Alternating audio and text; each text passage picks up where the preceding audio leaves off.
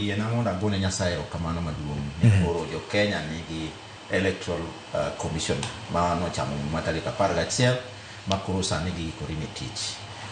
En gima osebedo ka en ywaruok kabisa osewuoyo for a very long time nyaka nene no wuog election 2023 2022 joma resign joma nogole tich osebedo ka en chango kabisa. Nitiere kuonde mang'eny monego bed ni itimo by election mapok notimore ma ka kuma diere gima onego wakwong watim en wagone Nyasaye erokamano ni koro sani jogo nyalo neno ni nitiere white smoke ni gin gadieri ni ginyalo bedo gi kaka ginyalo dhi mondo giyier jotelo matelo negi ka gidhi mbele. Ka duogo e penjo ni en ni audit ng'e ni George wan gi gimiluongo ni electoral cycle. Electoral cycle en gimoro maluorore machalo mpira moringo higni 5. Electoral cycle en gi stages ge. Wan gi kaka wago kura, bang'e wan gi post electoral cycle period ma gik miluongo machalo kaka audit no kuonde go manonego bed notimore nade otimore. But we are very late in terms of electoral cycle wamasani because we are only 2 years away from the next election. Yes. Audit ni not en gik manonego bed ni ema ni chakogo.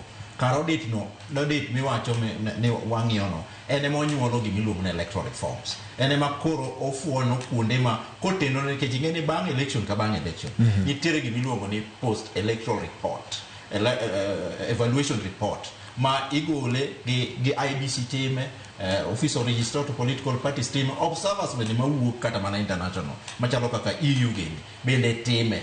Koro gine mag kata court mineno ji dhi court by election petitions ka. Yes. Kaka Supreme Court no golo kuonde 9 mane giparo nonego bed ni loko e yiero maro. Koro mane manyuolo the audit cha. Ene makuru wacho ni walok kacha no watimo maber but we are late on this. Koro ma en gima wiyo wil gone ok dhi timore. Ok ni wiyo wil ni ok nyal timore, en gima pod inyal tim nikech nitiere gimiluongo through electoral reforms ma bile dhi mbele kata mana sani. But wang'isi gimoro George. Yes. IBC osebedo gi secretariat. Mano be gima jo Kenya nyaka ng'e. Secretariat osebedo ka ni office kacha. Gise goro gimiluongo ni election operation plan mar 2027 magisebedo ka gitimo manyocha girito mana these commissioners mondo bi for the implementation of it. En gimoting'o ka procurement otimo ka gik midhi ng'iewo gik midhi tim electoral reforms te midhi tim before 2027. Koro en gima jogi dhi office tiche magi ng'eny godo lakini the layout the basis gi gima gidhi tim to en gima oseketnegi magin gi kata mana nyoro on Friday negi ni office negi seyiero vice chairman vice chairperson magi dhi mbele. Koro en gik ma gin gi a full of tray but en gima ging'eyo ni gidhi timo gini. And the most important thing en mana kaka ne wacho the induction gima dwarore ne this commission en nyaka koro timnegi gimiluongo ni comprehensive induction.